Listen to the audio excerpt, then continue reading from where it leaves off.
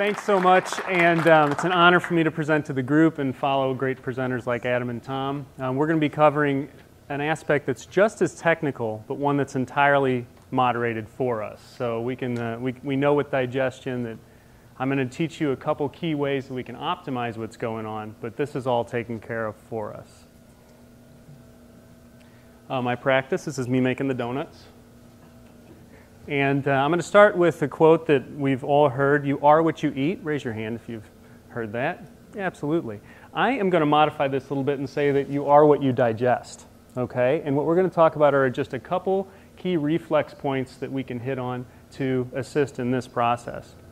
Now, we're going to do just a brief study of anatomy. This is going to take about a minute, and you're going to understand what's actually going on in the digestion process. And then when I tell you how to optimize this process, it's going to make a lot more sense. So what we've got up here is a great design of the different elements of the digestive system. And are you thinking right now, is he seriously going to teach us about digestion in 1 minute? Yes, I am. Here we go. Go! So it all begins in the mouth. When we talk about digestion, there are two factors that need to be present. We've got enzymes, okay? The enzymes are catalysts. This is all the deeper into chemistry we're going to go, but enzymes are catalysts. And what a catalyst is a compound that speeds up a chemical process that would happen otherwise. So what we had for breakfast this morning, if we were just to leave it out on the breakfast table or in the car, wherever we ate breakfast, I won't judge, that entity would have broken down on its own. It might have taken a month or two, but it would be pretty foul in the process. When we consume that same entity, it breaks down inside our body so quickly because enzymes or catalysts speed that process up. So I mention that because digestion really does begin in the mouth. Not just the mechanical aspect of busting up the food, that is mechanical, but the chemical component begins there also. That's the only thing that's not shown here. Everything else is included. So our digestive system actually also includes something that should be up here, which would be the mouth, right? Process begins there. We're chewing up the food and we're actually mixing these enzymes in. Now there's two enzymes that show up there. We won't go into great detail, but breaks down starches or carbohydrates, and it breaks down fats, two different types of enzymes. This is the reason why, if you consume one of my favorite foods, yes, it's kind of a health food, chocolate, it starts to break down in your mouth because chocolate is largely fat and sugar. And so those breakdown processes begin. Think about it. By the time you swallow chocolate, it's largely broken down. Well, let's take a step further. Once you swallow, then it emanates down. This is the very end of the esophagus, okay? If people have acid reflux type symptoms, this is where it's actually occurring. This little piece showing up above this large mass, which is the liver. So this right there is the end of the esophagus. It drops into the stomach, through the stomach, then into the small intestine, which is this long, almost 30 feet long group of tubing, then large intestine, and then we're done. So the other elements that are shown here are the liver, helps produce some enzymes, the pancreas, which produces the vast majority of our enzymes, and the gallbladder, which is right here. So there's your anatomy lesson. Now you understand everything that you need to know to understand the rest of this lecture. So let's move forward from here. Stomach. I take it back. The anatomy lesson continues here just a little bit. Can we see these different layers? It's kind of a breakaway theme where you can see the layers in different directions that are being represented there. These are the muscular layers inside the stomach. The reason why you needed to see that is because that stomach's job is to churn, and it contracts in multiple different directions because there are muscles that are oriented in those different directions. So when we eat our food, there's about a 2-hour process of digestion, which is just the food hanging out there in the stomach. It's literally got to be there for close to 2 hours before it's ready to be fed through the rest of that system that I demonstrated earlier. Now let me give you our first big tidbit. This is huge in proper digestion.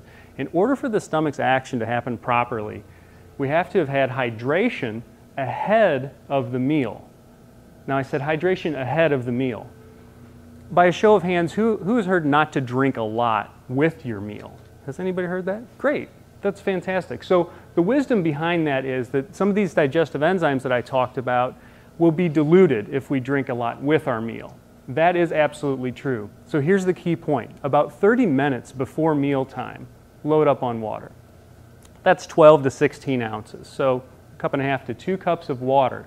The body then takes that water, cleaves it, breaks it up, and takes that H2O, but it takes the H, which is the hydrogen from there, binds it with chloride, and creates hydrochloric acid. So who thinks of acid as a bad thing when it comes to digestion? And I have yes, right. So acid reflux is a bad thing, because that's not where we want the acid, up in the esophagus. We want it to stay contained in the stomach for up to 2 hours.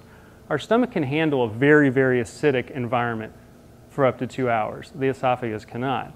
So part of the trick here is to get the acid load strong enough in the stomach so it can do its job and move everything on, because the stomach handles a pH of 2 hydrochloric acid. Now that is acidic enough to eat through the paint on the hood of my car in the time that I'm doing my lecture up here. But my stomach can handle that for 2 hours. It doesn't do so well with a pH that's lighter duty, maybe 3, for 4 hours or so. And therein lies the issue with reflux, that you don't see this described on the back of the box of Nexium, but the fact of the matter is, when we're dealing with acid reflux, it's actually a timing issue. Sometimes it's acid being produced too late. Okay, so without going too far into depth there, what are you going to do about a half hour before mealtime on the holidays? Drink water. Perfect. And your body's going to take that water, introduce chloride, pull the hydrogen off, and create hydrochloric acid. This is huge, because for protein breakdown to happen properly, the acid has to be there. I talked about the digestive process starting in the mouth. That's actually having to do with breaking down starches. So think your breads, think rices, potatoes, sugars. Once that process begins, it goes on hold. For the 2 hours that the stomach's doing its work, those enzymes they become senescent. They quiet down, and then they activate when we leave the stomach. So leaving the stomach, then it moves in after about 2 hours there, moves into the small intestine, spends about 4 to 6 hours there, then from there to the large intestine, and so on. Let's talk through the mechanics here. Look at sweet thing there. So this little cutie pie is in the process of chewing up this English muffin, and the majority of the digestion is beginning there. Those starches have to be cleared in a two-step process, before and after the stomach. And the sugars are the same way. Now, I get a lot of questions about sugar consumption, and in general, I like to limit it, but I have admitted to this group before that I'm a recovering sugarholic, and you never are fully out of the woods on that. So let me teach you a couple of the tricks that you can utilize this time of year, because the holidays are a time where we're definitely going to be encountering. And I'm not going to tell you not to eat what she's making. Looks like she means business. Yeah. So donuts and jam, for instance. We're going to break this down where? First in the mouth, and then by the pancreas. So the stomach's got to do its job. But before that, chewing properly is going to aid drastically in this. So if we're hydrated well, about a half hour before we eat, we drink that 1.5 to 2 cups of water, and then we chew very thoroughly. We're going to have the majority of this, because this is a very starchy meal right here, our component of the meal. If we eat this early on and chew it very thoroughly, we're guaranteed to digest it properly. Then the second component, in this case it's duck, but it could be a standing rib roast, it could be turkey, it could be this duck. This is largely protein and fat. The majority of the breakdown of this is going to happen during those 2 hours in the stomach, okay? One of the tricks that you can engage is eating those heavier components of the meal, the meat, the protein, eating that first. And this is where the second trick comes in. The first trick was drinking that water a half hour ahead of time. The second trick is when your body consumes fat or protein, which almost inevitably go together, there is something called leptin signaling. And that signaling causes your body to register fullness. So these delicious donuts and jam that she cooked up, you can have. But if you're having that after you've consumed the protein and the fat there, consume this first, then you're going to be less likely to eat 5 or 6 of those donuts, which as a recovering sugarholic, I can tell you, is quite easy to do. So 2 tricks have been shared so far. We talked about the importance of hydration ahead of time, and I want to reinforce that good information that many of you had heard already. Don't drink a lot with your meal time. Thank you. That's fantastic. It's fine to be drinking a bit along the way, but you want strong input of water, should be water, about 30 minutes ahead of time, then not a whole lot of drinking with your meal, just whatever would be necessary to keep yourself comfortable. Then the second component is actually after chewing the food properly, making sure that you're eating your protein and fat content first. That'll signal your satiety, and then consume your starches after that. So starches are going to be your breads, your potatoes, your rices, your pastas, or any simple carbohydrates. Let's talk a little bit further here. So hydrate ahead of the mealtime. The second component to the pre-meal endeavor is to prepare to eat, the relaxation response. Now, many of you have heard me talk before, and you'll hear me talk frequently about the fight or flight response being our body responding to a stressor. Sound familiar? The second branch of that the body flips into of the nervous system is the rest and digest component. Okay, so if we're not in a fight or flight response, if we're not responding to a stressful email or a stressful phone call, if we're not in the fight or flight response, then we might as well be shifting more towards the rest and digest. This is absolutely true, and at holiday time, it's not strange, especially as a chiropractic physician, for me to be treating folks with holiday stress. Those two words I hear together quite a lot this time of year. So this relaxation component. Now, it's really easy for me to tell somebody to relax, right? But it's a little bit harder to do. This is where I'm going to clue you into something else that can be very helpful this time of year, and that is deep breathing. 5 deep, intentional breaths will shift your nervous system from one of a fight or flight or stress response into a relaxation. So sitting down, even if you've been preparing the meal, you're stressed about the timing on that, stressed because your niece that you taught, she could check the doneness of pasta by throwing it against the wall, just took a bowl of ravioli and did it. That didn't happen to me. That's stressful. She did what I told her. So whatever your reasoning is to have to relax, 5 deep breaths can put you in that state. That plus the 2 additional things I shared with you so far will optimize digestion tremendously. And let's talk about what's next. Don't drink too much during dinner. Make sure you're chewing the food very thoroughly. This sounds like common sense stuff, but if we really slow down and take the time to implement it, it makes a huge difference in mixing and intermingling those enzymes, which we know are the big component to breaking this food down. And eat slowly. Sequencing the meal has to do with actually eating those proteins and fats first, then layer the starches on top of that, and your consumption of those starchy foods will be much less. Yeah. And the starches just tend to precede the issue that I deal with the most after the first of the year with patients, which is weight loss and how to take off some of those extra pounds that have been put on. So that's why I mention that now. It's not that we can't eat them, but when we follow this sequence, the body naturally signals and doesn't have the desire to consume as much. We don't have that same leptin signaling when it comes to starches, and that's the reason why I recommend doing it this way. So pause at least 30 minutes before dessert, so after dinner, give yourself about a half hour, and that timing component makes a huge difference in terms of the way the body's going to assimilate and how many calories you're going to take in. And then rest and digest. Again, taking the time to slow down. Light movement's great. If you want to take a little walk after dinner, that's fantastic, but give your body time to break down what's been done there. And any questions I can answer? John? Quick question. Yeah. I'm just asking, is it bad or good, drinking cocktails before you eat your dinner? Sure.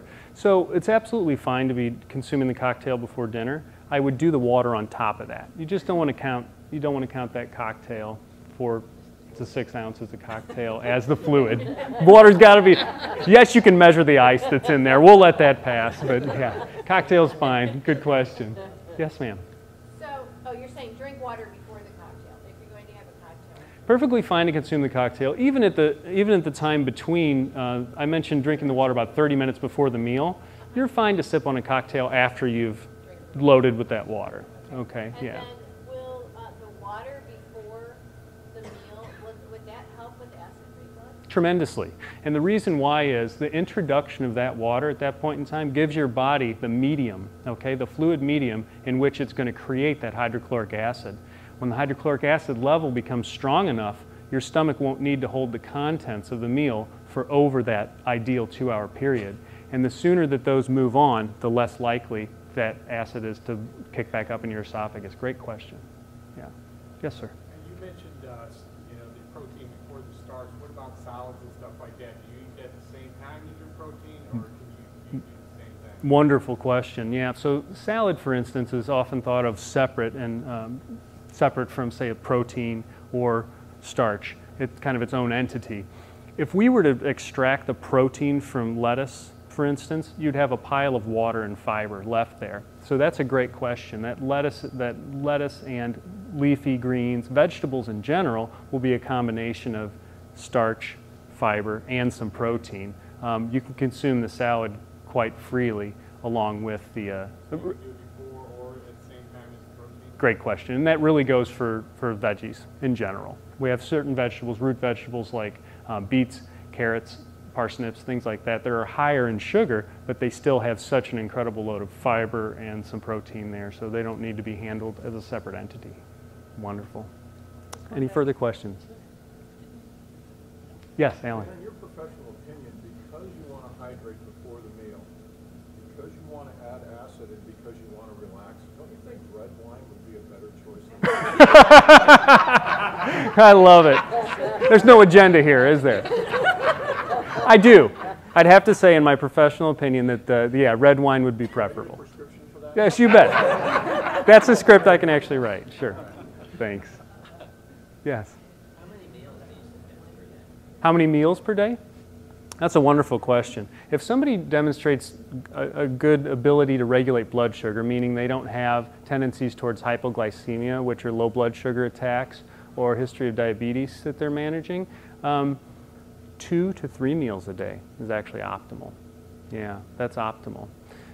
What happens is whenever there is difficulty in breaking down foods and regulating blood sugar properly, the advice is given to eat many small meals throughout the day, at which time sometimes folks are eating 5, 6, even 7 meals, snacking or grazing throughout the day. And I could speak for hours on this alone, but the change in behavior of introducing multiple meals like that actually is a Band-Aid to a blood sugar regulation issue. It's one that should absolutely be followed if someone's not regulating blood sugar, but in general, that's it. The three a day is great, or 2, and I could expound on that if anybody has further questions. That's a great question. Are we all done? Thank you for your attention and the wonderful questions. Happy holidays.